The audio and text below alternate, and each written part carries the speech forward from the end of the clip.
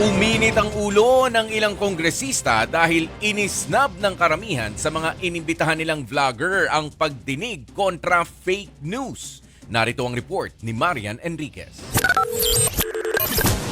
Kung social media personalities na inimbitahan sa pagdinig ng Kamara tungkol sa mga fake news at deepfakes online, 3 lang ang dumalo.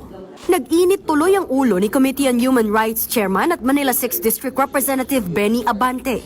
Ang tatapang sa pagmumura, nang wala tayong kalaban-laban, ngayon pag kaharap dito, hindi makaharap dito. Oo. Mga takot din pala yung mga yan eh. Humarap ka dito. Dito.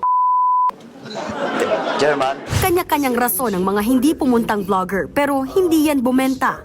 Kabilang sa inisyuhan ng show cause order sina dating Press Secretary Attorney Trixie Angeles Cruz, Mark Anthony Lopez, Crisette Chu, Aaron Peña at Elizabeth Joey Cruz.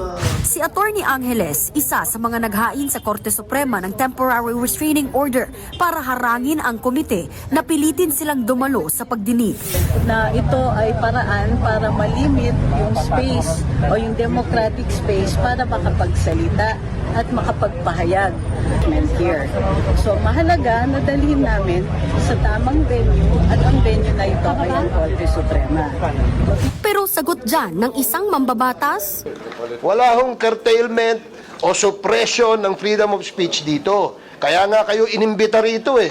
Diba? Kaya kayo inimbita dito para makapagpahayag din kayo. pinatitignan ng TRICOM kung dapat bang haina ng disbarment complaint si Angeles dahil sa pagkwestiyon sa legalidad ng pagdinig. Kahit kaunti ang dumalo, natuloy naman ang hearing at napag-usapan ang pagbuo ng Code of Conduct para sa mga content creator. Ang veteranong journo na si Ellen Tordesillas ng Vera Files naniniwalang importanteng magkaroon ng ethical standards sa paggamit ng social media. Mayroong mga journalist na nagbablog, di ba? But blogging does not make you a journalist. Nagbabalita mula sa Frontline, Marian Enriquez, News 5.